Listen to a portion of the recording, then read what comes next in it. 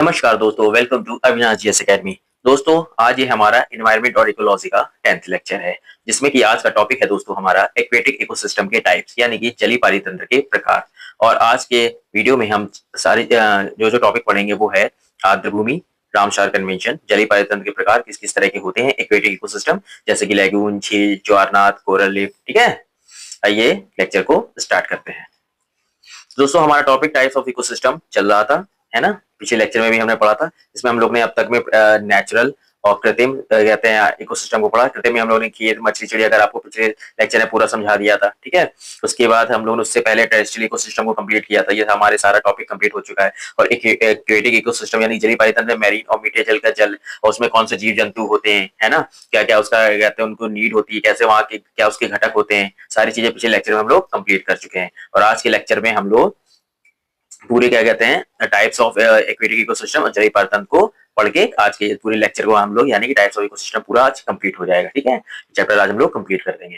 आइए ये समझते हैं सबसे पहले क्या होता है कि आर्द्रभूमि एक्चुअली होता क्या, आर्द्रभूमि वेटलैंड्स होता क्या है, डेफिनेशन क्या है इसकी।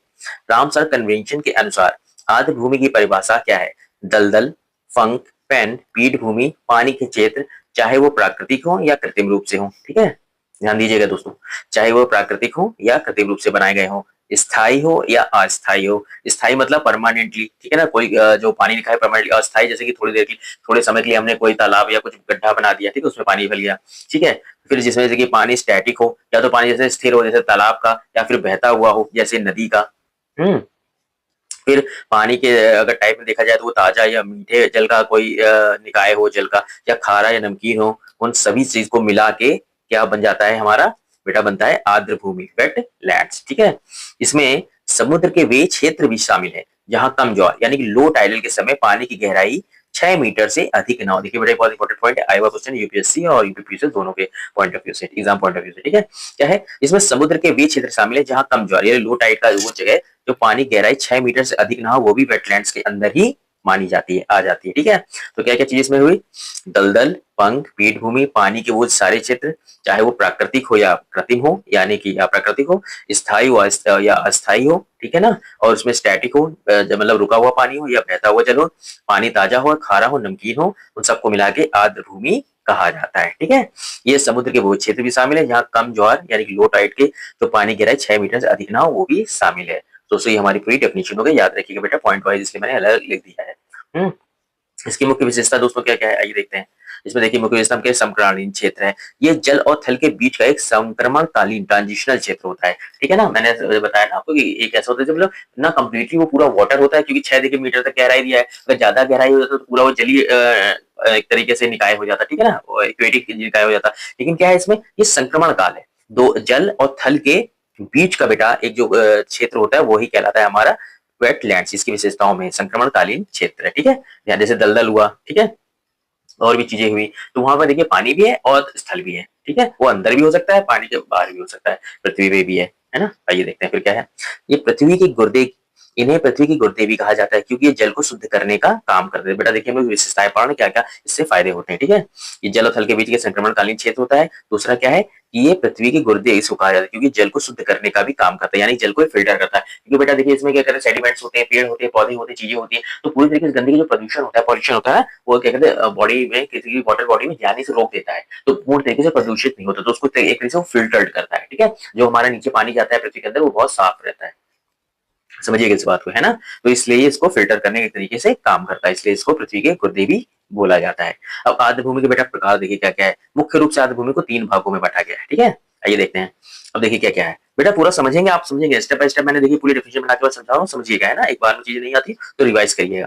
देखिए पहला क्या है, अंतर्देशीय आर्द्रभूमि, इनलैंड वेटलैंड्स। ठीक है, ये जमीन के अंदरूनी हिस्सों में पाए जाते हैं, आमतौर पर मीठे पानी के उतर, यानी कि मुख्यतः ये स्थल पे पाए जाते हैं। इनका कहने का मतलब वेटलैंड मतलब वाटर बॉडीज में, प्योरली वाटर बॉडीज में नहीं है, ये स्थल के हिस्से, जमीनी के अंदरूनी हिस्से पाए जाते हैं। ठीक है, आमतौर पर मीठे, यहाँ पर मीठा जल पाया जाता है और पानी मीठा जल यानी कि ताजा पानी पाया जाता है। ठीक है, मीठा और ताजा बेटा एक ही होता है, इसे समझिएगा, मैं दोनों लिख देता हूँ, लेकिन बाई चांस कहीं नहीं लिखा तो समझिए मीठा जल यानी कि ताजे जल की बात हो रही है। तो इसे हम कहते हैं बेटा इनलैंड वेटलैंड। जैसे कि झीलें और तालाब, झील और तालाब बेटा देखिए स्थल पे है तो पानी के स्थिर का स्रोत है। नदियां और धाराएं बहते पानी वाले क्षेत्र हैं। ठीक है, क्या है, ये स्थल पे चीजें, स्थल पे होती है नदियां हो रही, झीलें हैं, तालाब हैं, दलदल है, मार्सेस है, वो क्षेत्र जहाँ घास और छोटे पौधे उगते हैं। ठीक है। फिर है पंख भूमि स्वैम्प, वो क्षेत्र जहाँ मुख्य रूप से पेड़ उगते हैं। बेटा ये देखिए दलदल का ही एक तरीके से तरीके बिल्कुल दलदल की तरह ही होता है, उसे स्वैम्प बोलते हैं, लेकिन वहां पे पानी बहुत फ्लो करता है। ठीक है ना।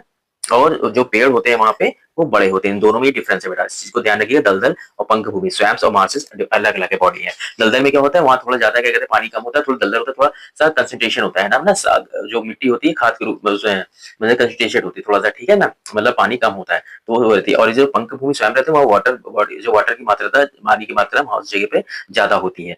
और वहां पे बड़े पेड़ उगते हैं, देखिए डिफरेंस है ये। यहाँ पे मुख्य रूप से जो पेड़ होते हैं वो बड़े उगते हैं और यहाँ पे ये छोटे घास पौधे उगते हैं, ये दलदल कहलाता है। ठीक है। इसके उदाहरण हो गए बेटा, ये आपको के इनलैंड्स के। ठीक है, यानी कि स्थल पे भूमि पे, इनलैंड्स के अंदर पाए जाने वाले। ठीक है। अब देखिए आते हैं दूसरा क्या है, तटीय भूमि। तटीय आर्द्र भूमि वेटलैंड्स क्या होता है, कोस्टल वेटलैंड्स, ये समुद्र के किनारे पाए जाते हैं और ये पानी खारा होता है। इसमें क्या था, ये ताजे होते हैं। ठीक है ना। आमतौर पर जो होता है इसका पानी मीठा और पानी यानी कि ताजा होता है। लेकिन दूसरा क्या, अब तटीय बेटा समुद्र के किनारे पाए जाते हैं तो ऑब्वियस सी बात है वहां पर जो पानी आता है, अगर किसी नदी का भी पानी आ रहा है तो वो क्या कहते हैं समुद्र के पानी में मिलकर खारा हो जा रहा है। ठीक है। तो वहां का जो उसमें जल पाया जाता है कोस्टल वेटलैंड्स में यानी तटीय भूमि में, वो पाया जाता है आपका खारा। ठीक है। अब देखिए इसमें क्या क्या है, देखिए इसमें पहला है बेटा मैंग्रोव, खारे पानी में उगने वाले घने वन होते हैं, उनके मैंग्रोव पढ़ाया जाता है, बोला जाता है। फिर है प्रवाल भित्तियां यानी कोरल रीफ्स, समुद्री पारिस्थितिकी का महत्वपूर्ण एक हिस्सा होता है। ठीक है ना, ये बहुत बड़े कॉलोनीज में रहते हैं, बहुत बड़े जगह को ये एक फैले रहते हैं। ठीक है। फिर है खाड़ियां स्टोरीज, जहाँ नदी का मीठा पानी समुद्र के खारे पानी से लगता है, जैसे मैंने बताया आपको, है ना। फिर है लैगून, लेकिन क्या है, समुद्र से अलग भी उथली एक जल संरचना होती है। अभी बेटा आगे मैं इसको बहुत डिटेल में पढ़ेंगे। ठीक है ना, अभी तो मैं क्योंकि इसके टाइप से बता रहा हूँ इसलिए अभी इन सब चीजों को हम आगे डिटेल में पढ़ेंगे, है ना। तो क्या है, तटीय भूमि, है ना, पहले हम लोगों ने पढ़ा इनलैंड्स यानी कि आर्द्र भूमि के, हाँ पहला अंतर्देशीय भूमि यानी कि इनलैंड वेटलैंड्स। ठीक है, इसमें ताजा पानी मिलता है। इसके हमने ये जो आपके क्या कहते हैं टाइप्स हो गए, झीलें, तालाब, नदियां, धाराएं, दलदल, पंख भूमि। दूसरा हमने पढ़ा क्या पढ़ा, तटीय। तटीय में होता है समुद्र किनारे पाए जाते हैं, यहाँ पानी खारा होता है। इसमें कौन कौन से मैंग्रोव, प्रवाल भित्ति, खाड़ियां, लैगून। ठीक है, अभी बेटा इन सबको आगे डिटेल में हम लोग पढ़ेंगे, यही टाइप्स ऑफ एक्वेटिक इकोसिस्टम ही है। ठीक है। फिर तीसरा है बेटा मानव निर्मित आर्द्र भूमि यानी ह्यूमन मेड वेटलैंड्स, ये मनुष्य द्वारा निर्मित जल के निकाय हैं। जैसे कि धान के खेत, धान के अंदर बेटा पानी भरते हैं ना, कृषि जलमग्न क्षेत्र होता है, उसमें पानी भरते तभी तो धान होता है, समझ रहे हैं ना आप इस बात को। दूसरा क्या है, मछली पालन का तालाब, जिस तालाब में बेटा मछलियां रहती है वहाँ पानी भरा जाता है क्योंकि मैन मेड है ना, हम लोगों ने बनाया। तो कुछ भी हम लोग तालाब मैन मेड भी तो होते हैं ना, जरूरी ना हम लोग खोद के वहां पे मछली पालना स्टार्ट कर देते हैं। ठीक है, तो मछलियों को रहने के लिए बनाया गया तालाब। तीसरा क्या है बेटा, यहाँ पे तीसरा है नहरें और जलाशय, बांधों के पीछे बनाने वाले जो जलाशय होते हैं। ठीक है, ठीक है ना बेटा। इस तरीके से धान के खेत क्या क्या हो गए, इसमें क्या कहते हैं हम लोगों के, इसमें हो गए धान के खेत, मछली पालन तालाब और नहरें और जलाशय। ये कौन से होते हैं, मानव निर्मित आर्द्र भूमियां, मनुष्य द्वारा निर्मित जल निकाय। देसी आर्द्र भूमि, दूसरी में पड़े तटीय यानी कि कोस्टल वेटलैंड्स और तीसरी मानव निर्मित यानी कि ह्यूमन मेड वेटलैंड्स। ठीक है, इसके हम लोगों ने टाइप भी पढ़े। अब आइए देखिए एक चीज होता है बेटा Ramsar convention. Ramsar convention actually wetlands को ही क्या कहते हैं संरक्षण के आर्द्र भूमि का जो होती है ना वेटलैंड्स को संरक्षण करने के लिए, उनको सुरक्षित रखने के लिए एक कन्वेंशन हुआ था। ठीक है ना, तो देखते हैं उसे हम कहते हैं रामसार कन्वेंशन। आइए देखते हैं क्या क्या है। महत्व, देखिए महत्व क्या है कि आर्द्र भूमि संरक्षण के लिए की गई सबसे महत्वपूर्ण अंतरराष्ट्रीय संधि है। बेटा कौन सी, अंतरराष्ट्रीय, यानी कि इसमें बहुत से देश इसमें इसके साथ सम्मिलित हैं इस रामसार कन्वेंशन में। ठीक है, इसकी स्थापना 2 फरवरी 1971 को ईरान के रामसर शहर में इस पर हस्ताक्षर के साथ हुई, यानी कि इसकी स्थापना हुई थी 2 फरवरी 1971 को ईरान के रामसार शहर में हुई थी। ठीक है, इसलिए इसे रामसार कन्वेंशन बोला जाता है। ठीक है, उद्देश्य क्या था, दुनिया भर में आर्द्र भूमि के क्षरण को रोकना और उनका संरक्षण करना, इन्हें हम रामसार साइट्स कहते हैं। जो जो भूमि बेटा उसमें से मतलब लिस्टेड हो जाती है रामसार कन्वेंशन में, तो उनको हम रामसार साइट्स बोलते हैं। ठीक है, आर्द्र भूमि के क्षरण को रोकना और उनका संरक्षित करना इसका मुख्य उद्देश्य है। विश्व आर्द्र भूमि दिवस कब मनाया जाता है, प्रत्येक 2 फरवरी को, है ना, 2 फरवरी को, 2 फरवरी को हर साल विश्व आर्द्र भूमि दिवस मनाया जाता है। ठीक है, और बेटा 2026 की थीम क्या थी, आर्द्र भूमि और पारंपरिक ज्ञान, सांस्कृतिक उत्सव और विरासत का उत्सव मनाना। क्या, सांस्कृतिक उत्सव और विरासत का उत्सव मनाना, आर्द्र भूमि और पारंपरिक ज्ञान, ये बेटा याद रखिएगा। वन डे एग्जाम से पीछे में डायरेक्ट क्वेश्चन पूछा जाता है। थीम, ठीक है, 2 को तो मनाया था, तो नॉर्मल है, आपको पता भी होगा, नहीं होगा तो याद रखिए, लेकिन थीम याद रखिएगा, डायरेक्ट क्वेश्चन यूपीपीसी एग्जाम में पूछे जाते हैं। अभी भारत के साथ कैसे रामनाथ कन्वेंशन कैसे किस तरीके से उसमें जुड़ा हुआ है, जुड़ाव क्या है कि भारत 1 फरवरी 1982 को इस कन्वेंशन से जुड़ा, ठीक है? इसमें ये क्या कहते हैं कन्वेंशन में साइन किया। वर्तमान स्थिति में भारत में वर्तमान में 98 रामसर साइट्स हैं, जिनमें सबसे अधिक 20 साइट्स जो कि है कहाँ पे? तमिलनाडु में। बेटा देखिए याद रखिए इंपॉर्टेंट पॉइंट सबसे ज्यादा कहाँ पर है? तमिलनाडु में 20 साइट्स हैं और वर्तमान में भारत में 98 साइट्स है। हो सकता है बेटा जब तक आपको वीडियो मिले हो सकता है एक दो बढ़ भी जाए क्योंकि चेंज होते रहते हैं, ठीक है? लेकिन जब मैं वीडियो बना रहा हूँ तो 98 साइट्स है। महत्वपूर्ण स्थल कौन कौन से भारत में? सबसे बड़ा स्थल है बेटा सुंदरवन आर्द्रभूमि जो कि पश्चिम बंगाल में पड़ता है, ठीक है? वहां सुंदरवन पाए जाते हैं ना आपको। ये क्या है? भारत के, अभी हम लोगों ने उसमें बात करें भारत और रामसर कन्वेंशन में क्या क्या चीजें हैं, ठीक है? तो दूसरा क्या चीज है? सबसे छोटा स्थल है बेटा रेणुका झील, यानी कि जो हिमाचल प्रदेश में, ये भारत में आर्द्रभूमि की सबसे छोटी जगह है, ठीक है? और जो सबसे बड़ा स्थल है क्या कहते हैं भारत में, वो है सुंदरवन आर्द्रभूमि जो कि पश्चिम बंगाल में है। और प्रथम स्थल कौन सा भारत में था? वो था बेटा चिल्का झील, वो जो कि उड़ीसा में पाया जाता है। और केवलादेव राष्ट्रीय उद्यान जो कि राजस्थान में। बेटा इंपॉर्टेंट फैक्ट्स है, इसको याद रखिएगा, ठीक है? भारत में सबसे बड़ा स्थल है सुंदरवन, सबसे छोटा है रेणुका झील हिमाचल प्रदेश में, प्रथम है चिल्का झील और केवलादेव राष्ट्रीय उद्यान जो कि है उड़ीसा और राजस्थान में। अब देखिए विश्व परिदृश्य देखें इसमें क्या क्या चीजें हैं। जो पहली साइट थी रामसर कन्वेंशन की वो थी कोबर्ग प्रायद्वीप ऑस्ट्रेलिया, 1974 में हुआ था। सर्वाधिक साइट्स कहाँ पे? यूनाइटेड किंगडम ने 175 ना, यूनाइटेड किंगडम देश में सबसे ज्यादा आपकी वेटलैंड साइट्स है। सर्वाधिक क्षेत्र वाला देश मतलब वेटलैंड की सर्वाधिक सबसे बड़ा क्षेत्र है तो वो बेटा रामसार कन्वेंशन के अनुसार देखिए बोला गया है, ठीक है? अभी चेंज नहीं हुआ है, लेकिन वैसे जो है सबसे बड़ा सबसे ज्यादा क्षेत्र है वो है ब्राजील में पैंटनल, ठीक है? आप जो भी ऑप्शन मिले आप उस तरीके से कर दीजिएगा, ठीक है? क्योंकि मैं मोस्टली वैसे जो अभी रामसर कन्वेंशन के अकॉर्डिंग है आपको बोलिविया ही देखने को मिलेगा, ठीक है? लेकिन ब्राजील में अगर नेम आए तो याद रखिएगा ब्राजील में पैंटनल क्षेत्र है जो सर्वाधिक वेटलैंड्स वाला क्षेत्र है, ठीक है? तो ये आपके बेटा इंपॉर्टेंट पॉइंट्स हो गए। ये क्या कहते हैं वर्ल्ड के परिक्षेत्र से हो गए, विश्व के परिदृश्य, और ये बेटा भारत के रामसर भारत के परिदृश्य, ठीक है? इंपॉर्टेंट फैक्ट है बेटा याद रखिएगा, ये डायरेक्ट क्वेश्चन आर यूपीएससी में आ जाते हैं, ठीक है? अब देखिए कि मॉन्टेक्स रिकॉर्ड होता है बेटा एक तरीके की रजिस्टर्ड है जिसमें सारे क्या कहते हैं राउटर साइट्स को रजिस्टर कर दिया जाता है, ठीक है ना? तो इसको हम कहते हैं मॉन्टेक्स रिकॉर्ड यानी है ना? अब देखिए क्या होता है, ये रामसर कन्वेंशन के तहत उन साइटों का एक रजिस्टर है जहां मानवीय हस्तक्षेप या प्रदूषण के कारण पारिस्थितिक स्वरूप में यानी कि aquatic ecosystem wetland aquatic ecosystem है उसमें बदलाव आया है या आने की संभावना है किसकी वजह से? मानवीय हस्तक्षेप और प्रदूषण के कारण। बड़ा इंपॉर्टेंट चीज है, याद रखिए इसे, मानवीय हस्तक्षेप और प्रदूषण के कारण। रामसर कन्वेंशन साइटों का एक रजिस्टर है जहां इनके कारण परिस्थितिक रूप में जो बदलाव आता है उन्हें आने की संभावना होती है उसे हम मॉन्ट्रेक्स रिकॉर्ड कहते हैं, ठीक है? इसमें बेटा भारत के दो जो क्षेत्र है वेटलैंड से वो इस समय इसमें है जिसमें कि केवलादेव राष्ट्रीय उद्यान जो कि राजस्थान में और लोकटक झील जो कि मणिपुर में वर्तमान में इसमें शामिल है। किसमें शामिल है? मॉन्ट्रेक्स रिकॉर्ड में, ठीक है? आइए अब देखिए बेटा आर्द्र भूमि के महत्व को समझ लेते हैं, कैसे ये हम लोग के लिए फायदेमंद, इसका महत्व क्या है, इंपॉर्टेंस क्या है। ये आर्द्र भूमि केवल पानी का स्रोत नहीं बल्कि हमारे पर्यावरण के लिए बहुत महत्वपूर्ण भूमिका है, ठीक है? क्योंकि सिर्फ ये पानी का स्रोत नहीं है ना? ये स्रोत भी नहीं है बल्कि हमारे पर्यावरण के लिए बहुत बड़ा भूमिका है क्योंकि हर जगह बेटा बिना पानी के डेवलप नहीं हो सकता, ठीक है? पेड़ बड़ी तो पानी की नीड चाहिए, हम ह्यूमन बींग्स को भी चाहिए, है ना? प्रकृति के लिए बहुत इंपॉर्टेंट है ना? एनवायरमेंट को मेंटेन रखने के लिए, इकोसिस्टम को मेंटेन करने के लिए मैंने बताया था क्या क्या चीजें इंपॉर्टेंट होती है ना?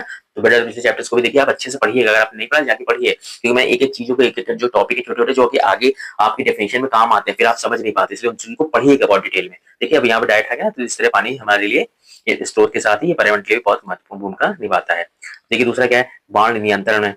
ये एक स्पंज की तरह काम करता है। कौन सा? वेटलैंड्स। क्या चीज़ काम करता है? वेटलैंड एक स्पंज की तरह काम करता है, जो बारिश के अतिरिक्त पानी को, मतलब जितनी नीड है वो तो ठीक है, जो अतिरिक्त पानी है उनको सोख लेता है और बाढ़ के खतरे को कम करता है, यानी कि बाढ़ नियंत्रण का काम करता है, ठीक है? दूसरा क्या है? जल शुद्धिकरण, मैंने बताया था, पानी फिल्टर करता है। ये पानी में घुले हानिकारक तत्वों और प्रदूषकों को साफ कर देता है जिससे स्वच्छ जल प्राप्त होता है, ठीक है बेटा? देखिए इंपॉर्टेंट पॉइंट्स हैं ये सब, जल शुद्धिकरण, बाढ़ नियंत्रण।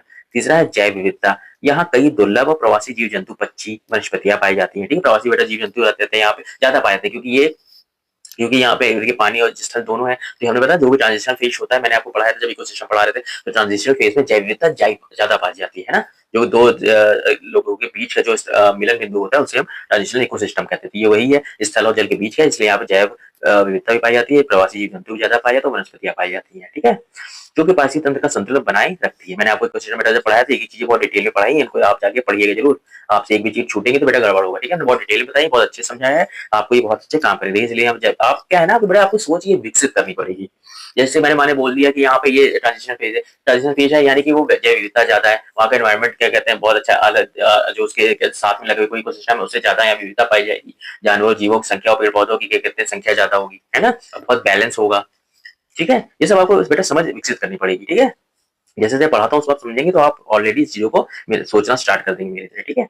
अब देखिए आजीविका का स्रोत क्या है, आजीविका के स्रोत भी है क्योंकि करोड़ों लोग इसमें मछली पालन करते हैं, कृषि करते हैं, यहाँ पे उपजाऊ बहुत होती है, ट्रांजिशनल फेज उपजाऊ भी होता है, मैंने बताया था, पर्यटन के माध्यम में ये अपना रोजगार प्राप्त करते हैं, ठीक है, इसलिए ये आजीविका का स्रोत भी है, ठीक है ना बेटा। तो ये हमारे क्या है, अर्ध भूमि के क्या कहते हैं, महत्व, बाढ़ नियंत्रण, जल शुद्धिकरण, जैव विविधता, आजीविका का स्रोत और पानी के स्रोत नहीं, ये एक महत्वपूर्ण पर्यावरण के लिए इंपॉर्टेंट एक फैक्टर भी है, घटक भी है ना।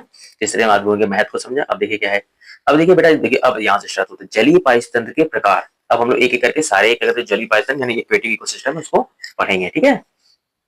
आइए देखते हैं पहला कौन सा है, जलीय पारिस्थितिकी के प्रकार में सबसे पहले हम पढ़ते हैं झील को यानी कि लेक्स, है ना। आइए, झीलें जलीय पारितंत्र का वो स्थिर लैंटिक, मैंने बेटा पिछले लेक्चर आपको लैंटिक लॉटिक समझाया था, लॉटिक यानी कि बहता हुआ जल, लैंटिक यानी कि स्थिर जल, ठीक है। तो झीलें जलीय पारितंत्र का वो स्थिर यानी कि लैंटिक क्षेत्र है जो चारों ओर से जमीन से घिरी होती है। झीलें बेटा चारों ओर जमीन से घिरी होती है, बीच में पानी होता है ना, लेकिन होता स्थली पे है, इसमें पानी का एक भंडार होता है, ठीक है। इसमें जीविक यानी कि जैविक, निर्जीव यानी कि अजैविक, जैविक अजैविक मैंने समझाया था क्या, जीव जंतु पेड़ पौधे सारी चीजें जैविक है, और निर्जीव क्या है, टेम्परेचर, है ना, ऑक्सीजन डिजोल्व ऑक्सीजन जो पिछले लेक्चर मैंने आपको बताया था, है ना, जितनी चीजें हैं, है कि नहीं, जो हमारे वातावरण से जुड़ी हुई है वो अजीविक है, टेम्परेचर हो गया, है ना, उसमें क्या कहते हैं, और डिजोल्व ऑक्सीजन हो गया, ये सब चीजें क्या है आपकी अजैविक घटक है। जैविक घटक है ना प्रकाश, ये सब चीजें जैविक घटक है, और जैविक घटक यानी जीव जंतु और पेड़ पौधे एक दूसरे के साथ अंतः क्रिया करते हैं और एक संतुलित चक्र बनाए रखते हैं, किसमें, झीलों में, ठीक है ना। ये पहली बात तो ये लैंटिक है बेटा, रुका हुआ है, चारों से जमीन से घिरा रहता है, पानी का एक बड़ा भंडार है, इसमें जैविक अजीविक तत्व एक दूसरे के साथ अंतर क्रिया करते हैं और एक संतुलित चक्र बनाए रखते हैं। तो ये क्या कहलाता है, लेक यानी कि लेक इकोसिस्टम यानी कि झील पारितंत्र। आइए देखते हैं उत्पत्ति और प्रकृति के अनुसार झीलों के प्रकार। तो सबसे पहले बेटा देखिए अस्थायी और अस्थायी झीलें, ठीक है ना।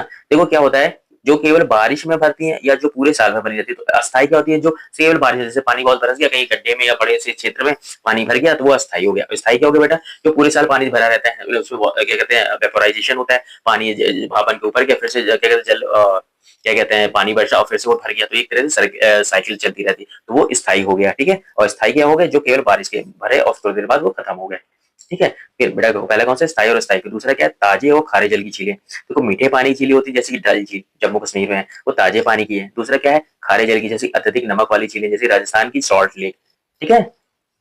वे टाइप्स है ना उनकी, क्या कहते हैं किसके, प्रकृति की उत्पत्ति के और प्रकृति के अनुसार कौन कौन सी, स्थायी और अस्थायी, ताजे और खारे पानी की, है ना। तो ये कौन कौन से होता है, फिर बेटा एक देखिए ये है प्राकृतिक और कृत्रिम। अब जैसे प्राकृतिक यानी कि जो ऑलरेडी नेचर के थ्रू अपने आप बनी है, जैसे ना ये क्या कहते हैं भूस्खलन हो गया या प्लेट विवर्तन किसी कारण अपने आप वो झील डेवलप हो गई, तो वो नेचुरल हुई कृत्रिम। और मानव निर्मित ये झीलें क्या कहते हैं होती, ठीक है ना, होती है जो इंसानों ने बनाई है अपने फायदे के लिए, जैसे कि प्राकृतिक झीलों में वेम्बनाड झील जो केरल की है ना, ये अपने आप बनी थी। और कृत्रिम झीलें में गोविंद सागर झील हिमाचल प्रदेश में, ये मानव द्वारा बनाई गई है, ठीक है। तो उत्पत्ति और प्रकृति के अनुसार पे कौन कौन सी है, स्थायी और अस्थायी, ताजे और खारे जल की, प्राकृतिक और अप्राकृतिक, ये बेटा तीनों है, याद रखिए इंपॉर्टेंट फैक्टर्स हैं, ठीक है। डायरेक्ट पॉइंट एग्जांपल के पॉइंट ऑफ व्यू से बहुत इंपॉर्टेंट डायरेक्ट क्वेश्चन आते हैं यूपीपीसीएस और लोअर पीसीएस आपके आरओ और यूपीपीसीएस में, है ना। और जितने भी पॉइंट एग्जाम्स हैं आपके लिए बहुत फायदेमंद चीजें हैं। और यूपीएससी में आया क्वेश्चन है, लेकिन ये डायरेक्ट नहीं आता है, उसमें बहुत तरीके से पूछते हैं, उनका पूछने का तरीका बहुत डिफरेंट है। आइए देखते हैं अब झीलों के खनिजों और पोषक तत्वों के आधार पर देखिए कौन कौन सी होती है, ठीक है।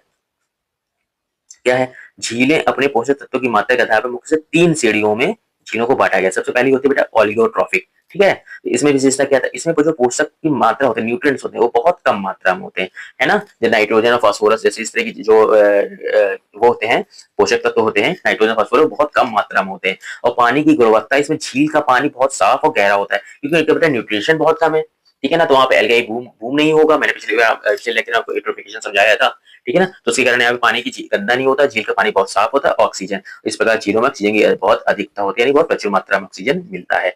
तो कौन सा हो गया, ये पहले तरह का लेक हो गई ऑलिगोट्रॉफिक, ठीक है। दूसरा बेटा देखिए ऑटोट्रॉफिक मैंने समझाया था पिछले लेक्चर में, क्या होता है, जहाँ पोषक तत्व इसमें नाइट्रोजन और फास्फोरस जैसे पोषक तत्व बहुत अधिक मात्रा में आ जाते हैं। जब बहुत अधिक मात्रा में आ जाते हैं तो बहुत ज्यादा प्रदूषण और पॉल्यूशन, उसमें पॉल्यूशन बहुत ज्यादा होता है, तो वहाँ के पोषक तत्व अधिकता के कारण शैवाल एल्गाई बहुत अधिक हो जाते हैं, तो वो वहाँ का प्रदूषण होने के बाद वो पानी खराब हो जाता है, ठीक है, साफ नहीं रह जाता है, तो पानी की गुणवत्ता वहाँ की खत्म हो जाती है, पानी मटमैला और प्रदूषित हो जाता है। तो ये क्या है, दूसरे तरह का टाइप का हो गया बेटा यूट्रोट्रॉफिक। यूट्रोट्रॉफिक का मतलब ये है कि बहुत ज्यादा वहाँ पे आपका पोषक तत्व पड़ जाना, जिससे एल्गाई बूम हो जाता है, और वहाँ पे फिर उसकी वजह से मैंने आपको पूरा इलेक्ट्रिफिकेशन पूरा समझाया था। जब बहुत ज्यादा शैवाल बूम हो जाता है, शैवाल बूम एल्गाई बूम हो जाता है, तो वहाँ पे जीव मरने लगते हैं, क्योंकि प्रकाश संश्लेषण नहीं हो पाता, क्योंकि प्रकाश की जो सूर्य का प्रकाश है वो अंदर नहीं जा पाता है, ठीक है, पानी क्या कहते हैं वाटर बॉडी के अंदर। इस वजह से पानी मटमैला होता है, जीव मर जाते हैं और पानी की गुणवत्ता खराब हो जाती है, ठीक है। इसी वजह से एट्रोट्रॉफिक। तो ये हो गया ऑलिगोट्रॉफिक, यानी कि बहुत कम मात्रा में इसमें पोषक तत्व होते हैं। दूसरा बेटा क्या यूट्रोट्रॉफिक, जिसमें बहुत ज्यादा मात्रा में पोषक तत्व होते हैं। और इसका जो तीसरा है उसे बेटा कहते हैं मेसोट्रॉफिक।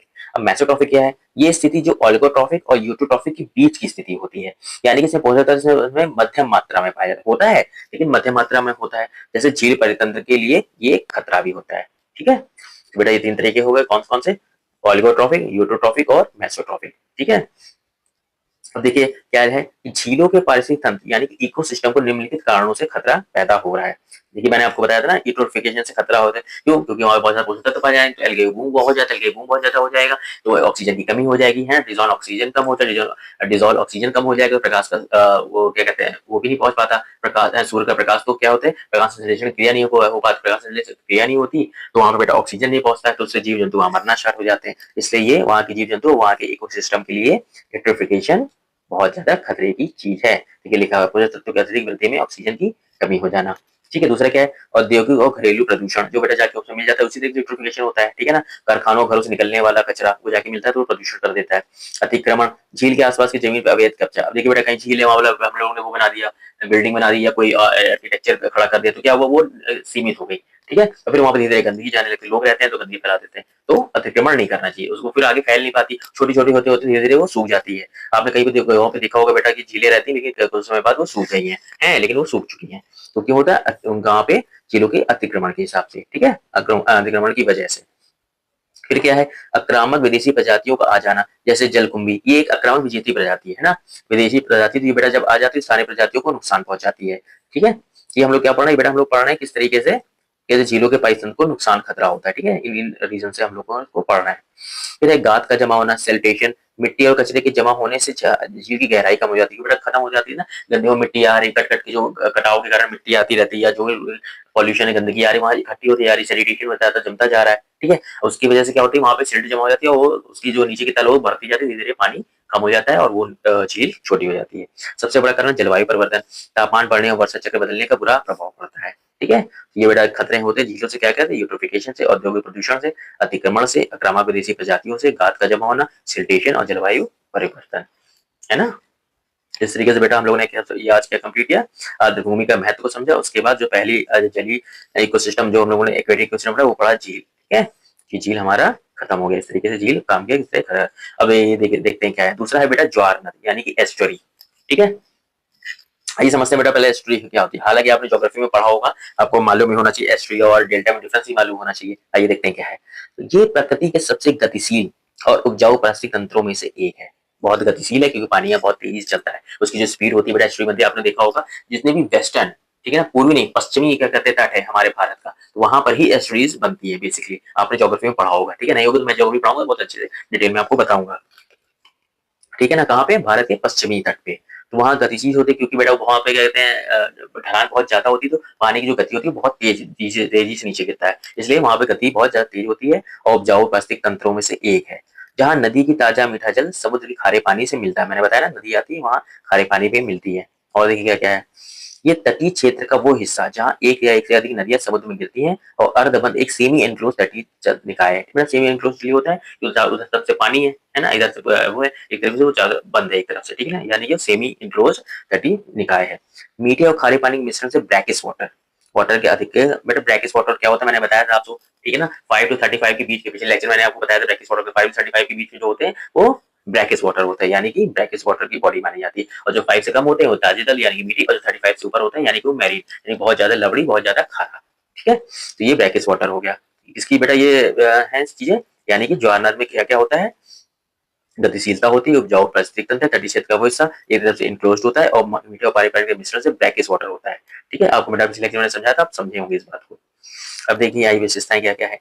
जहां ज्वार भाटा टाइड्स का गहरा प्रभाव होता है जिससे पानी का स्तर खारापन लगातार बदलता रहता है। ऑब्वियस सी बात है बेटा टाइड्स आते रहेंगे तो खारा कम ज्यादा होता रहता है। उदाहरण के लिए भारत के पश्चिमी की ओर बहने वाली नदियां, मैंने बताया ना पश्चिमी तट पे, जैसे कि नर्मदा और ताप्ती एस्टुरी बनाती है क्योंकि ये ढलान यहाँ पे तेज होती है ना। देखिए मैंने लिख दिया, मैं आपको जो बता रहा था, है ना। क्या होता है, क्योंकि पश्चिमी तट पे बहुत ज्यादा ढलानें होती है, तो वहाँ पे नदियां डायरेक्ट गिरती हैं, उससे मिलती हैं, और मीठे खारे पानी का मिश्रण होता है, और इसलिए उसको वहाँ जो बनाती है इसलिए उसे एस्टुरी कहते हैं। ठीक है, ये डिफरेंस होता है। डेल्टा में जो ढलान होती है वो बहुत हल्की होती है, बहुत, इसलिए वो कई भागों में बढ़ जाती है। ठीक है, ये एक बहुत फ्लो में गिरता है। डिफरेंस है दोनों में, याद रखिए, डेल्टा और एस्टुरी में। आइए अब देखते हैं एस्टुरी की घटक क्या क्या है बेटा। जैविक घटक आपको बताया मैंने, पिछले लेक्चर में पढ़ाया गया क्या क्या होते हैं। मैंग्रोव पेड़, समुद्री घास, मछलियां, प्रवासी पक्षी। अजैविक घटक क्या कहते हैं बेटा, खारापन, जैव की तीव्रता, तलछट, सूर्य का प्रकाश, टेम्परेचर, ये सब चीजें क्या है, अजैविक फैक्टर और जैविक फैक्टर। ठीक है, अब आइए इसका महत्व क्या क्या है बेटा, देखिए देखते हैं एस्टुरी का। वास्तविक महत्व, इकोलॉजिकल इंपॉर्टेंस क्या है, जैव विविधता की संरक्षण बेटा, जैव विविधता परिरक्षण, क्योंकि वेटलैंड है। ठीक है, समुद्र की नर्सरी के रूप में कर, हाँ ये बहुत इंपॉर्टेंट बेटा, याद रखिए, डायरेक्ट यूपीएससी का भी क्वेश्चन आया हुआ है। समुद्र की नर्सरी के रूप में कार्य, मछलियों के प्रजनन के लिए, क्योंकि एक नर्सरी होती है यहाँ से स्टार्ट होता है, तो मछलियों के प्रजनन के लिए बहुत फायदेमंद है। कौन सा, समुद्र की नर्सरी के रूप में ये काम करता है, क्या, एस्टुरी, है ना। प्रदूषण का प्राकृतिक फिल्टर, फिल्टर्स करता है। ठीक है ना, प्रदूषण को आने से रोकता है, प्राकृतिक फिल्टर, एक ये नेचुरल फिल्टर है। समझिएगा इस बात को, एस्टुरी क्या है, नेचुरल फिल्टर, बड़ा इंपॉर्टेंट से याद रखिएगा, डायरेक्ट क्वेश्चन आते हैं इससे। प्रवासी पक्षियों के लिए आश्रय स्थल, अब बेटा प्रवासी पक्षी एस्टुरी यहाँ पे सबसे ज्यादा आते हैं, इस तरह की चीजों पे, यहाँ खारे, मैंने बताया ना, जहाँ भी ट्रांजिशनल फेज होगा, जहाँ पे दो चीजें मिल रही होंगी, वहाँ पे सबसे ज्यादा प्रवासी पक्षी, यानी कि बहुत ज्यादा वहाँ पे जीव जंतु आते हैं, वहाँ आश्रय लेते हैं। ठीक है, क्योंकि ट्रांजिशनल फेज होता है, कई तरह के दो अलग अलग इकोसिस्टम के जीव जंतु आके वहाँ पे मिलते हैं, इसलिए वहाँ पे विविधता भी बहुत ज्यादा होती है। फिर तटीय सुरक्षा, बाढ़ और कटाव से बचाव, हाँ बेटा ये भी होता है कि वो बचाव करते हैं कटाव से। ठीक है ना, तटीय सुरक्षा, तट को सुरक्षा प्रदान करते हैं, एस्टुरी हो गया, ये सब हो गए, तट को सुरक्षा पड़ती है, बाढ़ और कटाव से इसका बचाव करती है। ठीक है, तो ये इसका बेटा सिग्निफिकेंस हो गया, महत्व हो गया। ठीक है, इसके एस्टुरी के सिग्निफिकेंस यहाँ पे कंप्लीट हुए। अब देखिए इसका आर्थिक महत्व समझ लेते हैं। बेटा मछली पालन किस तरीके से हम लोग को फायदा होता है, इकोनॉमिक इंपॉर्टेंस क्या है, पर्यटन और मनोरंजन। ठीक है, बंदरगाह और व्यापारिक मार्ग, यहाँ पे बिजनेस भी होता है यहाँ से। ठीक है, बंदरगाह है, व्यापारिक मार्ग है यहाँ पे, संसाधन ऊर्जा, जैसे जहरीली ऊर्जा बेटा, टाइडल एनर्जी यहाँ से मिलती है हम लोगों को, है ना। संसाधन भी है बहुत से, हम लोग को पोषण चित्र और बहुत चीजें मिलती हैं, है ना, हम लोग को फायदा करती है इंसान के लिए। और क्योंकि उपजाऊ खेत होते हैं यहाँ पे, खेती बहुत सारी, संसाधन बहुत है, और ऊर्जा मिलती है, ज्वारी ऊर्जा, टाइडल एनर्जी, और कृषि के लिए उपजाऊ भूमि, है ना। ये इसके आर्थिक बेटा महत्व याद रखिएगा, लिखने में डायरेक्ट आप इसको लिख सकते हैं। अब देखिए तीसरा बेटा इक्वेशन सिस्टम है लैगून। ठीक है, आइए देखते हैं लैगून क्या होता है बेटा, समझते जाइए, एसजीसीजी में बताते हैं, दोनों डिफरेंस आप अच्छी तरीके से वहां पे कर पाए। ठीक है आइए देखते हैं लैगून क्या है। लैगून जल का एक उथला सैलो पार्ट होता है बेटा, लैगून जैसे बोलते हैं ये सब एक सैलो पार्ट होता है लैगून, अभी बताते हैं आगे कैसे। इस लैगून का विस्तार होता है जो कि समुद्र के मुख्य जल निकाय से एक पतली पट्टिका जैसे रेत के टीले, प्रवाह, बैरियर डीप द्वारा अलग हो जाता है। ठीक है, देखिए इसको तरीके से समझिए, देखिए सरल तो मैंने लिखा भी है, समुद्र का वो हिस्सा जो किनारे पर किसी रुकावट के कारण मुख्य समुद्र से कटकर एक शांत झील जैसा बन जाता है, उसे लैगून कहते हैं। ठीक है, यानी कि बेटा समुद्र से लगे हुए एक छोटा सा कोई सा बॉडी का निकाय, जल निकाय बन जाता है। ठीक है, क्योंकि वो पानी उसी का होता है, समुद्र का ही, लेकिन बीच में कहते हैं, बीच में वो आ जाता है ना। मतलब मान लीजिए रेत टीले वो सब चीजें बन जाती है, तो वो पानी थोड़ा सा समुद्र के मेन वाटर बॉडी से थोड़ा सा अलग हो जाता है, थोड़ी सी लगा हुआ थोड़ी दूरी पे, तो ठीक है ना, वो क्या बन जाता है, उसे बोलते हैं हम लैगून। ठीक है, छोटा सा तालाब टाइप का, देखिए लिखा है ना, एक शांत झील जैसा बन जाता है, झील जैसा बन जाता है, उसे ही हम लैगून कहते हैं। ठीक है, बहुत इंपॉर्टेंट बेटा, याद रखिए क्या चीजें होती हैं। आइए अब देखिए लैगून के प्रकार क्या क्या होते हैं, देखिए बेटा क्या होता है, तटीय लैगून, आइए पहला, फिर एटोल लैगून, और तीसरा बेटा है, नहीं दो ही है। ठीक है, हाँ लैगून के प्रकार बेटा दो है, इंपॉर्टेंट है, क्या क्या है, एक तटीय लैगून, पहले आइए देखिए तटीय क्या है। ये समुद्र किनारे रेतीले तटों या बैरियर द्वीपों के कारण बनते हैं। रेत के टीलों पे मैंने बताया ना, जैसे कि एकदम किनारे है, कोई वाटर बॉडी है, मेन वाटर बॉडी यानी समुद्र से लगे हुए थोड़ी सी दूर पे एक झील जैसी बन गई है, जहां अक्सर ज्वार भाटा ज्यादा ऊंचे नहीं होते, तो क्या होता है, तटीय लैगून कहलाते हैं। जैसे उड़ीसा का चिल्का झील, बेटा जितने भी एग्जाम्पल दे रहा हूँ उसको याद रखिएगा, डायरेक्ट क्वेश्चन आते हैं यूपीपीएससी आरओ एग्जाम में, और जितने भी वनडे एग्जाम है हमारे अपकमिंग, ठीक है, लोअर पीजेस और लेपाल और जितने भी एग्जाम, बेटा डायरेक्ट आपसे पूछेगा ये क्वेश्चन। ठीक है, ठीक है ना बेटा। अब आइए देखते हैं दूसरा, जिसे है एटोल लैगून।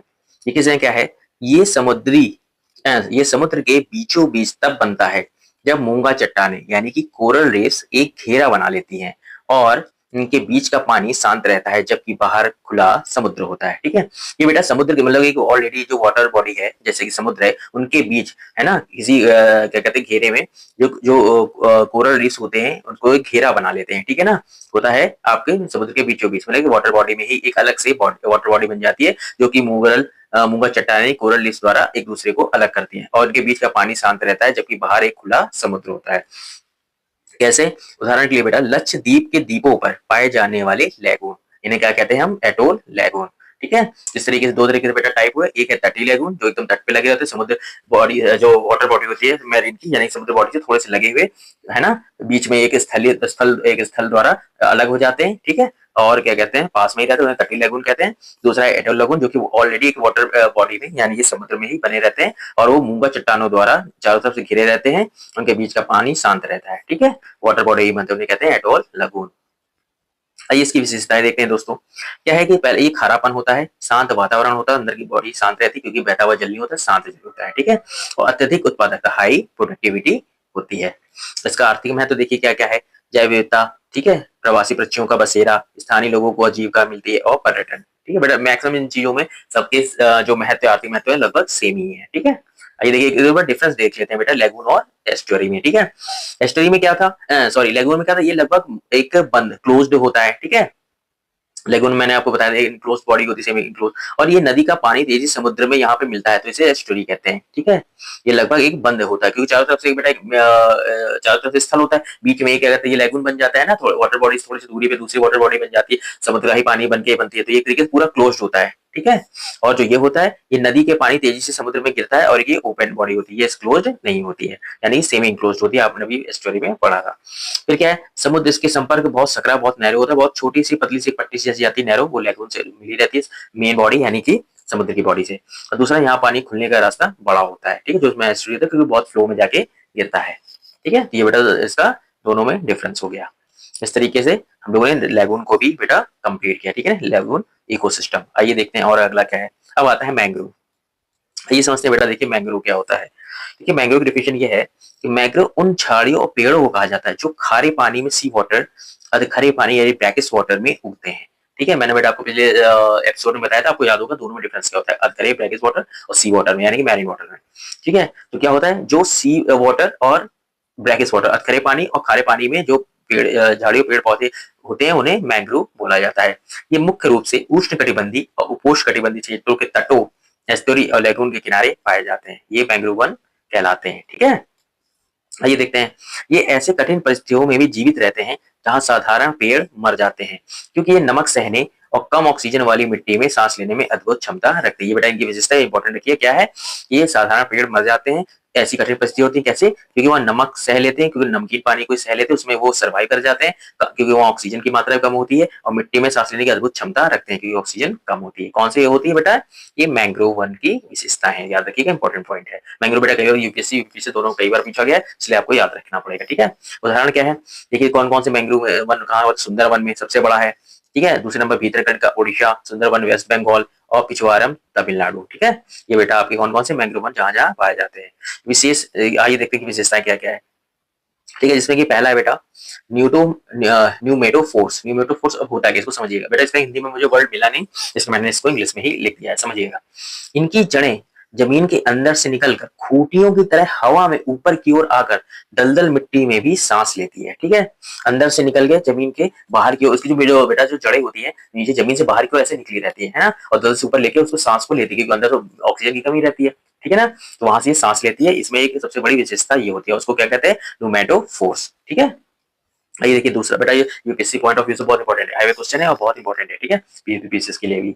वीवी पैरिटी, वीवी पैरिटी क्या होता है, इनके बीज पेड़ पर लगे ही अंकुरित हो जाते हैं, मतलब उस पे ही लगे रहते हैं और वहीं पे अंकुरित हो जाते हैं, ठीक है, और नीचे गिरने पर सीधे कीचड़ में गड़ जाते हैं और फिर वहां पे नया पेड़ लगता है, ठीक है। लेकिन अंकुरित बेटा ये पेड़ पे लगे ही अंकुरित हो जाते हैं, इंपॉर्टेंट पॉइंट है, याद रखिए, इसे कहते हैं वीवी पैरिटी। पहला न्यूमेटोफोर्स यानी कि जड़ें जमीन के अंदर से निकल के बाहर ऊपर आके हवा में दलदल मिट्टी से अपने ऑक्सीजन प्राप्त करती है। विविपैरिटी यानी कि इनके बीज पेड़ पर लगे अंकुरित हो जाते हैं और नीचे गिरने सीधे कीचड़ में गड़ जाते हैं, ठीक है। तीसरा पॉइंट क्या है, नमक छानना। इनकी जड़ों और पत्तियों में, बेटा इंपॉर्टेंट पॉइंट है, मैंग्रोव का बहुत इंपॉर्टेंट फैक्टर्स है ना, ठीक है, याद रखिएगा। जड़ों और पत्तियों में ऐसी ग्रंथियां होती हैं जो नमक को बाहर निकाल देती है जिससे पेड़ों को ताजा पानी मिलता है, यानी कि एक तरह से फिल्टर्ड करती है, ठीक है, यानी कि जितने भी नमकीन लवणी जल है उसको बाहर कर देता है, नमक की मात्रा बाहर कर देता है जिससे कि पेड़ों को जो जल मिलता है वो ताजा मिल जाता है, इसलिए वो वहां पे अच्छी तरीके से ब्लूम कर पाते हैं यानी कि उग पाते हैं, ठीक है। ये बेटा इसकी हो गई 3 पॉइंट, कहते हैं न्यूमेटोफोर्स, विविपैरिटी और नमक का छाना, फिल्टर कर लेना सॉल्ट को, ठीक है। इसका महत्व क्या क्या महत्व बेटा, उनमें भी सारी है, प्राकृतिक आपदाओं से सुरक्षा मिलती है क्योंकि टाइड्स आती है उनसे बचते हैं, जो भी सुनामी लहरें आती हैं उनको ये कम करता है, बचाता है, ठीक है, उससे तटों को। जैव विविधता बहुत पाई जाती है, मैंने बताया ठीक है ना, क्योंकि ट्रांजिशनल चीजें हैं ये। और मछली पालन, कार्बन अवशोषण, ठीक है, कार्बन अवशोषण, हाँ बेटा ये देखिए मछली पालन कार्बन अवशोषण, क्योंकि CO2 का एब्जॉर्ब कर लेती है, इनकी बॉडी है जो कि CO2 को एब्जॉर्ब करती है बहुत बड़ी मात्रा में, क्योंकि समुद्र तो बहुत बड़े क्षेत्र फैला हुआ है, सागर महासागर, ठीक है, इसलिए वो कार्बन CO2 को बहुत अच्छे रूप में एब्जॉर्ब करता है और ऑक्सीजन देता है, क्योंकि वहां पे शैवाल कवक हम लोग के जो छोटे छोटे पेड़ पौधे होते हैं उसको एब्जॉर्ब करते हैं, ठीक है। ट्रांसलेशन किया जा रहा हमने बताया था। अब देखिए बेटा ये है प्रवाल भित्तियां यानी कि कोरल लीव्स। आइए देखते हैं कोरल लीव्स क्या चीज है, बहुत अच्छे पढ़ेंगे बेटा, इसके बहुत क्वेश्चन आते हैं यूपीपीसीएस और सभी एग्जाम में, है ना, यूपीएससी में बहुत अच्छा। आइए देखते हैं क्या है। समुद्र के भीतर स्थित जीवित जीवों द्वारा, किसके द्वारा, समुद्र के भीतर जीवित जीवों द्वारा बनाई गई कैल्शियम कार्बोनेट, जिसे साधारण भाषा में चूना पत्थर के कहते हैं, कठोर संरचनाएं हैं, ठीक है। और इन्हें समुद्र के वर्षावन भी कहा जाता है, क्योंकि ये समुद्री जीवन का सबसे बड़ा आधार है। कोरल रीफ्स बेटा बहुत इंपॉर्टेंट है, वहां पे बहुत कहते हैं ये हमारे बहुत संसाधनों को मिलता है, इनसे मिलता है ना, वहाँ की जीवों को बहुत संरचना स्थायित्व मिलता है और उनसे भोजन प्राप्त करते हैं, तो ये बहुत इंपॉर्टेंट है ये मैरीन क्या कहते हैं लाइफ के लिए, है ना। तो क्या था, समुद्र के भीतर स्थित जीवों द्वारा बनाई गई कैल्शियम कार्बन चूनापथरी कठोर संरचनाएं होते हैं, जिन्हें रीफ्स कहते हैं, ठीक है। और इन्हें समुद्र वन वर्षा वन भी कहा है, तो ये समुद्री जीवन का एक बड़ा आधार है। आइए देखते हैं अब क्या है, इसको देखिए समझिए कोरल रीफ एक्चुअली में क्या होता है। अभी तो मैंने एक सिंपल सा बताया, अब समझिए क्या होता है। देखिए पॉलिप्स नाम का एक छोटा समुद्री जीव होता है, ठीक है ना। ये कंकालों से ये विशाल संरचना बनती है, जो पॉलिप्स होता है उनके समुद्र जीव होते हैं ना, उनके कंकालों से विशाल संरचना बनती है, लंबी संरचना बन जाती है ना, एक के बाद एक बहुत लंबी संरचना बनती है, लगातार बनते रहते हैं, ठीक है, एक कॉलोनी टाइप की बन जाती है, उसे हम क्या कहते हैं, फिर क्या रीफ से बोल देते हैं, ठीक है। क्या लेकिन क्या होता है, एक जो पॉलिप नाम की छोटी जीवों के कंकालों से एक विशाल संरचना बनती है। पॉलिप्स जुक्सेंथली नामक शैवाल से, एक तरह का बेटा प्रवाल है, तो पॉलिप प्रवाल जो जुक्सेंथली नामक एक शैवाल से एल्गे के साथ सहजीविता में रहता है। शैवाल क्या करता है इसमें, शैवाल प्रकाश संश्लेषण के द्वारा भोजन बनाता है, जो कि एक पौधा है ना, ये देखो शैवाल बेटा पौधा है, ठीक है। और जो तो पॉलिप्स है ये एक छोटा सा जीव है ना।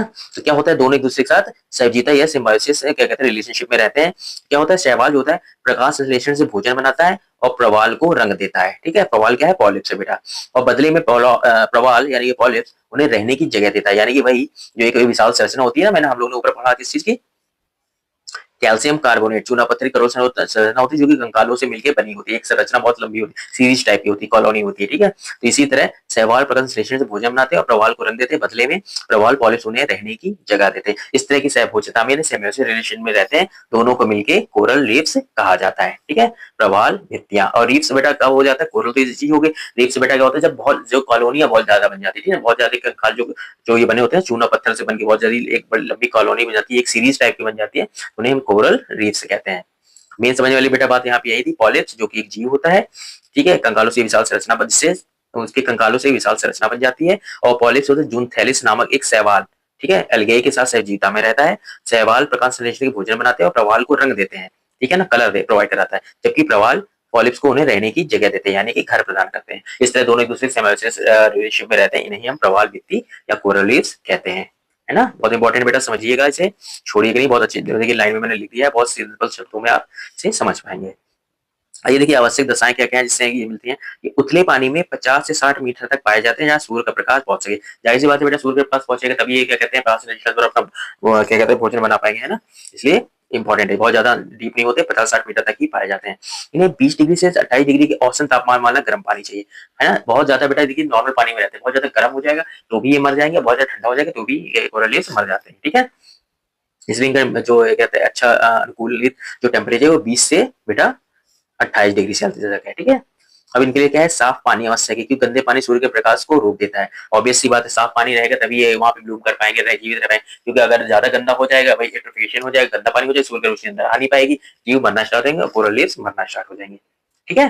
फिर क्या है, खारा पानी चाहिए, जिसमें लवणता 27 से 30% तक होनी चाहिए। देखिए इसमें खारा पानी चाहिए, ठीक है। फिर ये 30 से नॉर्थ से 30 डिग्री साउथ तक अक्षांशों के बीच में ज्यादा पाए जाते हैं। सबसे ज्यादा कहाँ पाए जाते हैं, 30 डिग्री नॉर्थ से 30 डिग्री साउथ के आसपास इनके अक्षांशों की बहुत ज्यादा इनकी संख्या पाई जाती है। आइए देखते हैं प्रवाल भित्तियों के प्रकार क्या क्या है। ये प्रवाल भित्तियों के प्रकार में बेटा क्या है, इनके मुख्य 3 श्रेणियों में बांटा गया है, ठीक है।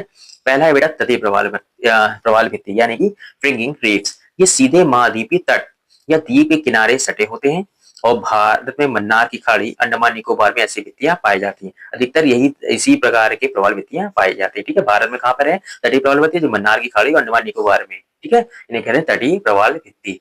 दूसरी है बेटा अवरोधक प्रवाल भित्ति यानी कि बैरियर रेस। ये तट से थोड़ी दूर होते हैं, इनकी बताया भी था अभी आपको, ये तट से थोड़ी दूर होता है, इनके बीच में एक उथला लैगून होता है। यानी कि लैगून क्या होता है, तट से थोड़ा सा हटके मेन वाटर बॉडी से थोड़ा सा दूर होता है, ठीक है ना। मैंने अभी लैगून में आपको समझाया था। इसका सबसे बड़ा एग्जांपल क्या है, ये ऑस्ट्रेलिया की ग्रेट बैरियर रीफ दुनिया की सबसे लंबी अवरोधक प्रवाल भित्ति है, यानी कि बैरियर बैरियर रीफ है, ठीक है। सो याद रखिए बेटा, इंपॉर्टेंट फैक्ट है, ठीक है। तट से थोड़ी दूर उनके बीच में एक उतला लैगून होता है, यहाँ पर ये क्या पाई जाती है, बैरियर रीफ यानी कि अवरोधक प्रवाल भित्ति।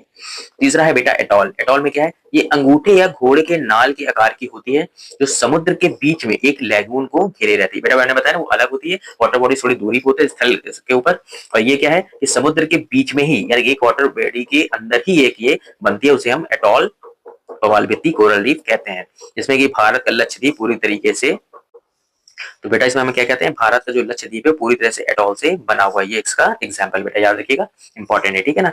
ये अंगूठी घोड़े के क्या कहते हैं, नाल के साइज का आकार का होता है, तो समुद्र के बीच बीच एक लैगून को घेरे रहता है, यानी कि ये वाटर बॉडी के अंदर एक वाटर बॉडी के अंदर एक बॉडी बनती है, ठीक है। इसे भारत का लक्षद्वीप पूरी तरह से एटॉल से बना हुआ है। देखिए महत्व इनका वही जैव विविधता है, तटीय सुरक्षा और आर्थिक महत्व, तीनों तरह से ये लाभ करता है, ठीक है। अब प्रवाल व्यंजन बेटा एक टॉपिक है कि मतलब कोरल ब्लीचिंग, जिस तरह से मर जाते हैं, है ना, तो प्रवाल व्यंजन होता है, उनकी ब्लीचिंग होती है, बेचारे कोरल रीफ्स मर जाते हैं, कैसे आइए देखते हैं। जब तापमान बढ़ता है या प्रदूषण होता है, तो प्रवाल अपने शरीर से जूरेंथलिस, यानी कि वही जो क्या कहते हैं शैवाल है, जो शैवाल है कौन, पॉलिप्स, अपने शरीर से जूरेंथलिस शैवाल को बाहर निकाल देता है, जिससे वो सफेद पड़ जाते हैं और धीरे धीरे मर जाते हैं, ठीक है। तो इसे हम, इस प्रक्रिया को हम क्या कहते हैं, प्रवाल रंजन। अभी होता क्या, किसके कारण है, ग्लोबल वार्मिंग, है ना, तापमान ज्यादा होता है, ग्लोबल वार्मिंग से तापमान बढ़ता जा रहा है हमारी पृथ्वी का, उसकी वजह से वहां का टेम्परेचर बढ़ जाता है, बेचारे वो मर जाते हैं, ठीक है। उस प्रोसेस में क्या होता है कि जो पॉलिप्स होता है, यानी जो प्रवाल होता है, वो शैवाल जो सेंथलिस नामक शैवाल को, पॉलिप्स क्या बेटा जंतु हुए जीव है, और जो शैवाल यानी पौधा है एक तरीके से, ठीक है। तो जो सेंथलिस शैवाल को बाहर निकाल देते हैं, जिससे वो सफेद पड़ जाता है और धीरे धीरे मर जाते हैं, है ना। इसका देखिए ग्लोबल वार्मिंग से एसिडिफिकेशन, जो वहाँ एसिड बहुत ज्यादा बढ़ जाता है, ओजोन डिप्लीशन, हाँ एक बेटा ये इंपॉर्टेंट फैक्टर याद रखिए, ओजोन डिप्लीशन की वजह से भी इनकी मौत होती है। ओजोन डिप्लीशन होगी तो जो हानिकारक किरणें हैं वो ज्यादा जाके इसमें मिलती है प्रकाश के, क्या कहते हैं, सूर्य के प्रकाश के साथ, और उनको क्या कहते हैं टेम्परेचर बढ़ता है और वो खत्म हो जाता है, जो इस तरह की नुकसानदायक होती है ना बेटा, ओजोन डिप्लीशन, जो ओजोन की लेयर्स आती है, वो रेज आती है, ठीक है। जल प्रदूषण, सेडिमेंटेशन, यानी बहुत ज्यादा गाद गंदगी और बहुत चीजें आ जाती है, मिल जाती है, तो वो वहां पे प्रदूषण फैलता है और वो बेचारे मर जाते हैं। अब महत्वपूर्ण तथ्य क्या है कि कोरल रीफ एक कीस्टोन प्रजाति, बेटा इंपॉर्टेंट है, आता है डायरेक्ट पूछ सकता है आर पीसीएस एग्जाम में, है ना। और क्या है, ये आमतौर पर भूरे वो हरे रंग के होते हैं, ठीक है। जो मुख्यतः बेटा आमतौर पर भूरे हरे रंग के, वैसे तो नीले लाल और अदर कलर में भी, ब्राउन कलर में भी पाए जाते हैं, लेकिन मेनली भूरे और हरे रंग के होते हैं, ठीक है। अब उत्पादकता का बेटा एक क्रम है, जैसे भी हम लोगों ने बॉडीज को पढ़ा, उनमें सबसे ज्यादा बेटा मैंग्रोव की है, ठीक है। फिर घास के मैदान के, एक्वेटिक सिस्टम हमने सारे पढ़े ना, आज हमारे पूरा चैप्टर बेटा एक्वेटिक सिस्टम पूरी तरीके, जितने भी ये टाइप्स ऑफ इकोसिस्टम है, हमने जितने भी है उसमें हमने सारे कंप्लीट कर लिए, जिसमें टेरेस्ट्रियल यानी कि स्थलीय को भी कंप्लीट किया है, और एक्वेटिक सिस्टम भी आज पूरी तरह से खत्म हो गया, यानी कि इकोसिस्टम का पूरा चैप्टर क्लोज हो चुका है, ठीक है। तो उत्पादकता क्रम क्या है बेटा, मैंग्रोव, फिर घास का मैदान, फिर झीलें, और सबसे कम सागर में। बेटा उत्पादकता के लिए पूछ रहा है, लेकिन सबसे बड़ा जो जो क्या कहते हैं इकोसिस्टम है वो तो महासागर है, अच्छी बात है, लेकिन उत्पादकता की अगर टर्म में बात करें तो सबसे ज्यादा मैंग्रोव है, फिर घास के मैदान, फिर झीलें, और फिर बेटा महासागर। एक इंपॉर्टेंट पॉइंट बेटा याद रखिए, क्योंकि डायरेक्ट पूछ लेते हैं क्वेश्चन। खराई ऊंट, भारत में पाई जाने वाली ऊंट की प्रजाति जो समुद्र के जल में 3 किलोमीटर तक तैर सकती है, और भोजन के लिए मैंग्रोव वनों पर निर्भर होती है। किस पे होती है बेटा, मैंग्रोव वनों पर निर्भर होती है, वही है, उन्हें हम क्या कहते हैं, खराई ऊंट, ठीक है। तो बेटा आज का हमारा ये चैप्टर कंप्लीट हुआ। जैसा कि आप लोगों ने देखा, आज हमने सारे क्या कहते हैं इकोसिस्टम को कंप्लीट कर लिया। पिछले लेक्चर में हमने टेरेस्ट्रियल इकोसिस्टम, वन, फॉरेस्ट, घास मैदान, ग्रासलैंड, रेगिस्तान कंप्लीट किया था। मैरीन और मीठे जल को पिछले लेक्चर में करा था। आर्टिफिशियल सारे हम लोग पिछले पढ़ लिए थे, और जो टाइप्स ऑफ जितने भी क्या कहते हैं wetland types of aquatic ecosystem थे, उनके सारे टाइप्स को भी आज हमने इस लेक्चर के थ्रू कंप्लीट कर लिया है, ठीक है। तो इस तरीके से बेटा आज का हमारा मतलब यानी इकोसिस्टम का चैप्टर, उसके टाइप्स जितने भी है सब हमने कंप्लीट कर लिए। मेरी तरफ से इकोसिस्टम का ये चैप्टर आज पूरा कंप्लीट हो जाता है, ठीक है। अब नेक्स्ट क्लास में हम लोग जैव विविधता, बायोडायवर्सिटी को, नए चैप्टर को स्टार्ट करेंगे। मुझे आशा है कि आप लोगों को बहुत अच्छा लगा होगा पढ़ने में, और आप चीजों को समझ पा रहे होंगे, है ना। इसको पढ़िएगा बच्चा, रिविजन करिएगा, हाँ। और हमारी एक और सीरीज भी चल रही है, जिसमें कि हम घटना चक्र के पूरा लोकन के शॉर्ट नोट्स भी करा रहे हैं, ठीक है। उसको आप उसके साथ क्वेश्चन भी कर लेंगे तो आपको बहुत अच्छे से ये कंप्लीट हो जाएगा। मैं इसके भी कराऊंगा, अभी हालांकि पॉलिटी की ऊपर चल रही, आप उसको भी बेटा पढ़िएगा, आपके शॉर्ट नोट तैयार हो जाएंगे, आपको ज्यादा उसके लिए भागना नहीं पड़ेगा, क्योंकि आखिरी में बेटा वो बुक्स को पढ़ने में बहुत टाइम लगता है, ठीक है। और शॉर्ट नोट्स में आपका कंप्लीट, किसी बुक के साथ आप पढ़ेंगे तो आपका पूरा सिलेबस कंप्लीट हो जाएगा, ठीक है, तो बेटा ये आज का लेक्चर था, मिलते हैं नेक्स्ट लेक्चर में। अगर आपको मेरा वीडियो अच्छा लगा, मेरी इन्फॉर्मेशन अच्छी लगी तो इसे लाइक करिएगा और चैनल को सब्सक्राइब करिएगा। Okay, thank you.